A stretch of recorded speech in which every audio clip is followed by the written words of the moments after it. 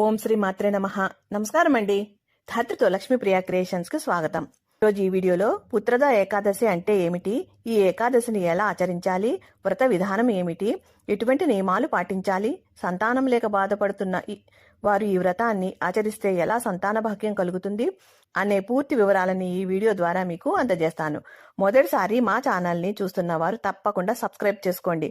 అప్పుడే నేను చేసే వీడియోలు మీకు నోటిఫికేషన్ రూపంలో వస్తాయి. మా వీడియోలు మిస్ కాకుండా చూడగలుగుతారు. హిందూ సాంప్రదాయాల ప్రకారం ఏకాదశి విశిష్టత అంతా ఇంతా కాదు. మనకి 24 ఏకాదశులు వస్తాయి. ఒక్కో ఏకాదశికి ఒక్కో ప్రత్యేకత ఉంది. ఒక్కో ఏకాదశి వ్రతం చేసినప్పుడు మనకి ఒక్కో రకమైన ఫలితం లభిస్తుంది. అనేకమైన ప్రత్యేకమైన ఫలితాలు కలుగుతాయి. అటువంటి ఏకాదశులలోనే పుత్రద ఏకాదశి ముఖ్యమైనది.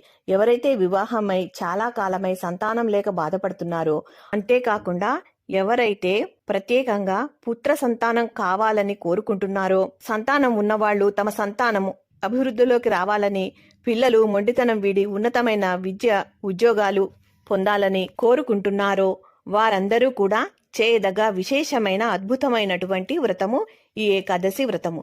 ఎంతో విశిష్టత గల ఈ వ్రతాన్ని ఆచరించాలి అంటే ముఖ్యంగా సంతానం లేని దంపతులు ఇద్దరూ కూడా ఈ వ్రతం ఆచరించాలి. అతి శీఘ్రంగా అప్పుడే ఫలితాలు లభిస్తాయి. మనము మామూలుగా ఏకాదశి వ్రతం చేస్తే ఇద్దరిలో ఒకరు అంటే భార్య గాని భర్త గాని ఎవరో ఒకరు చేయవచ్చు. ఈ 2024వ సంవత్సరం జనవరి 21 ఆదివారము పుత్రద ఏకాదశి వచ్చింది. ఈ ఏకాదశి వ్రతం చేస్తే పిల్లలు పుడతారని నమ్ముతారు. ఈ తిథి ప్రారంభం జనవరి 20 సాయంత్రము 7:42 ప్రారంభమై జనవరి 21 సాయంత్రము 7:26 వరకు ముగుస్తుంది. కాబట్టి మనము జనవరి 21 ఆదివారము పుత్రద ఏకాదశిని జరుపుకోవాలి అని పండితులు చెబుతున్నారు. సంతానం అలాగే మగ సంతానం కోసం చేసేవారు ఈ పుత్రద ఏకాదశి వ్రతాన్ని భార్యాభర్తలు ఇద్దరు కూడా కలిసి చేయాలి. ఈ పుత్రద ఏకాదశి మనకి సంవత్సరంలో 2 సార్లు వస్తుంది. ఈ విషయం మర్చిపోకుండా గమనించండి. ఒకటి పౌష్యమాసంలో అంటే పుష్యమాసంలో వచ్చే శుక్లపక్ష ఏకాదశిని మనము పుత్రద ఏకాదశి అని అంటాము. మరొక ఏకాదశి శ్రావణ మాసంలో వచ్చే శుక్లపక్ష ఏకాదశి, దీనిని కూడా పుత్రద ఏకాదశి అని అంటారు. మగ సంతానం కోసం గాని సంతానం కోసం గాని ఈ పుత్రద ఏకాదశి చేయాలనుకునేవారు ఈ పుష్యమాసంలో వచ్చే ఏకాదశిలో గాని శ్రావణ మాసంలో వచ్చే పుత్రద ఏకాదశి రోజున గాని ప్రారంభించుకోవాలి. అప్పుడే మీరు కోరుకున్న సంతాన భాగ్యం కలుగుతుంది అని శాస్త్రాలు చెబుతున్నాయి. పుత్రద ఏకాదశి వ్రతాన్ని చేయాలనుకునే దంపతులు దశమి నాటి రాత్రి నుంచే ఉపవాస వ్రతాన్ని ప్రారంభించాలి. దశమి రాత్రి భోజనం చేయకూడదు. ఆ రోజు ఒంటిపూట భోజనం చెయ్యాలి. ఏకాదశి రోజున తలారా స్నానం చెయ్యాలి. ఆ రోజంతా నిష్టగా ఉపవాసం ఉండాలి. ఉపవాసం పూర్తిగా 24 గంటల పాటు చెయ్యాలి. మధ్యలో ఆహారం కింద పండ్లు పాలు తీసుకోవచ్చు. మీకు ఆరోగ్యరీత్యా ఏదైనా సమస్యలు ఉంటే అటువంటి వారు కందమూలాలు అంటే భూమిలో నుంచి వచ్చేవి చిలకడ దుంప, కర్రపెండలం, బంగాళదుంప ఇటువంటి దుంపలను ఉడికించుకొని తినవచ్చు. ఇక అవి కూడా తిని ఉండలేని వారు ఏవైనా అల్పాహారము సగ్గుబియ్యంతో కిచడి గాని చేసుకొని తినవచ్చు. లేదా అరటిపండు, పాలు ఏవైనా సరే అల్ప ఆహారం తీసుకొని ఈ ఉపవాసం ఉండవచ్చు. కానీ ఈ రోజు ఎట్టి పరిస్థితుల్లోనూ బియ్యం కానీ ధాన్యపు గింజలు గాని పప్పు ధాన్యాలు గాని ఏవైనా కూడా తినకూడదు. ఈ రోజు ఎటువంటి ఆహారము తీసుకున్నా సరే గళ్ళ ఉప్పు, సముద్రపు ఉప్పు వాడకూడదు. కేవలము సైంధవ లవణాన్నే వాడాలి. అలాగే ఇంకొక ముఖ్య విషయము, ఉల్లి, వెల్లుల్లి, మద్యము, మాంసము తీసుకోకూడదు.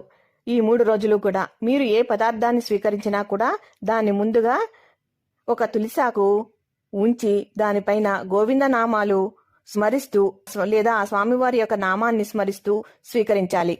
ఈ వ్రతాన్ని ఆచరించే దంపతులు తప్పకుండా ఈ 3 రోజులు కూడా బ్రహ్మచర్యాన్ని పాటించాలి.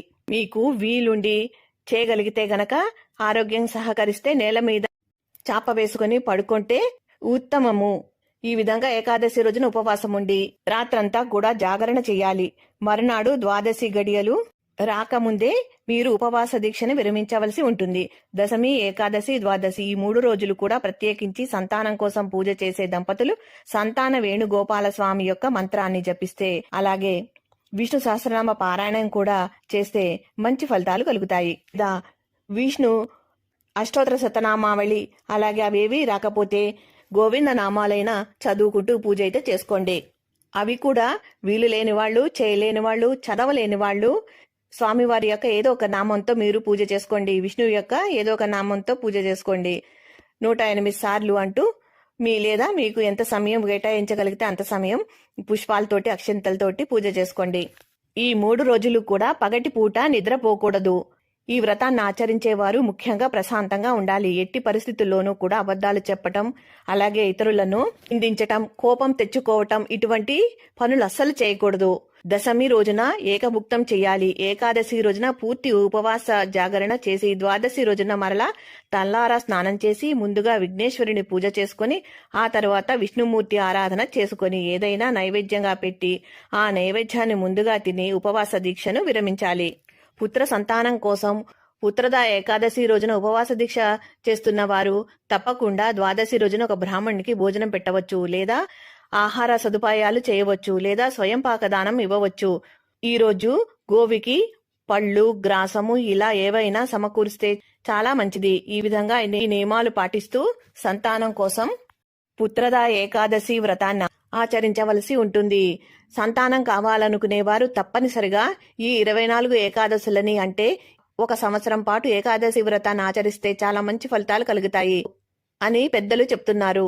అంత సమయం లేదనుకునేవారు కనీసము ఈ సంవత్సరంలో వచ్చే 2 పుత్రద ఏకాదశి రోజులలోనైనా తప్పకుండా ఈ ఏకాదశి వ్రతాన్ని ఆచరించండి. తప్పకుండా ఈ ఏకాదశి వ్రతాన్ని ఈ 2 రోజులు, అంటే శ్రావణ మాసంలో వచ్చే పుత్రద ఏకాదశి రోజున, పుష్యమాసంలో వచ్చే పుత్రద ఏకాదశి రోజున తప్పకుండా స్వామివారికి వ్రతాన్ని చేసుకోండి. ఈ రోజు సత్యనారాయణ వ్రతం చేస్తే 1,000,000 రెట్ల ఫలితం కలుగుతుంది. కానీ అయితే ఆ రోజు వ్రతం చేసుకుని నైవేద్యంగా మనము రవ్వతో చేసిన ప్రసాదం పెడతాం. రవ్వ ప్రసాదాన్ని మనం ఆ రోజు తినకూడదు, మరుసటి రోజు తీసుకోవాలి. ద్వాదశి రోజున ఆ రోజు పళ్ళని మాత్రమే తీసుకోవాలి. ఈ ఏకాదశి రోజున భార్యాభర్తలు ఇద్దరూ చేయాలనుకుంటే సమయానికి భార్యకి వీలు పడకపోతే పూజా సమయానికి భర్త ఒక్కరే కాన్ని చేసుకోవచ్చు. భార్య పూజలో పాల్గొనకపోయినప్పటికీ ఉపవాస దీక్షను చేసుకోవచ్చు. ఈ విధంగా పుత్రద ఏకాదశి వ్రతాన్ని ఆచరిస్తూ ఉండగా భార్య గర్భం దాలిస్తే భర్త మిగిలిన ఏకాదశి వ్రతాన్ని పూర్తి చేయాల్సి ఉంటుంది.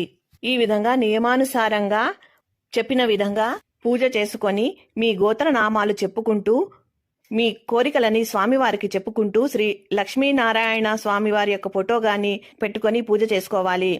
ముందుగా దీపారాధన చేసుకొని విఘ్నేశ్వరుడికి పూజ చేయాలి.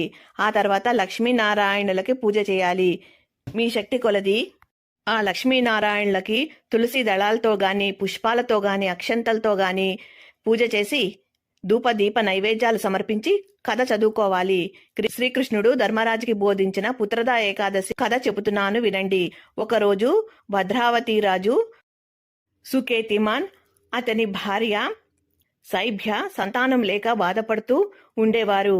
ఆ మేము చివరికి సంతానం లేకుండా చనిపోతామేమో అని, శ్రాద్ధం పెట్టేవాళ్లు కూడా ఉండరేమో అని అనుకుని, శ్రాద్ధం పెట్టేవారు లేక శాంతించలేమని, మరణానంతరము తప్పిపోయిన ఆత్మలుగా మారతాము అని మిగుల విసుగు చెందిన రాజు తన రాజ్యాన్ని విడిచి ఎవ్వరికీ తెలియకుండా అడవులకు వెళ్లిపోయాడు.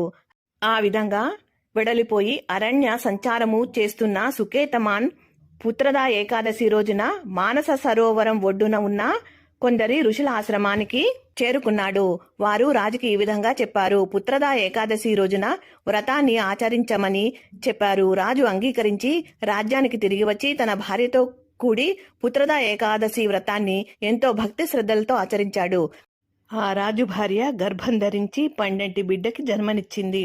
ఆ బిడ్డ చక్కగా ఎదిగి యువరాజై సమర్థమైన పరిపాలకుడిగా ఎదిగి చాలా కాలం వరకు ధర్మబద్ధంగా రాజ్యాన్ని పరిపాలిస్తూ జీవించాడు. పుత్రద ఏకాదశి వ్రతం అలాగే పూజా విధానము అలాగే వ్రత కథ సమాప్తం. ఈ వ్రత కథని ద్వాదశి రోజున కూడా పూజ చేసి చదువుకోవాలి. ఉపవాస దీక్షని ద్వాదశి రోజున విరమిస్తే ఈ పూజ పరిసమాప్తం అయిపోతుంది. కనుక మీరు కూడా పుత్ర సంతానం కోసము, సంతానం లేని వాళ్ళు సంతానం కోసము ఈ పూజనైతే తప్పకుండా చేసుకోండి. ఈ ఏకాదశి రోజున ఆ విశ్వేశ్వరుని, ఆ సర్వేశ్వరుని నమ్మి పూజ అయితే చేసుకోండి. తప్పకుండా మీ కల నెరవేరుతుంది. మీ కల నెరవేరాలని కోరుకుంటున్నాను. ఈ వీడియో కనుక మీకు నచ్చితే ఎంతో కొంత ఉపయోగపడితే మీ బంధుమిత్రులకి షేర్ చేయండి.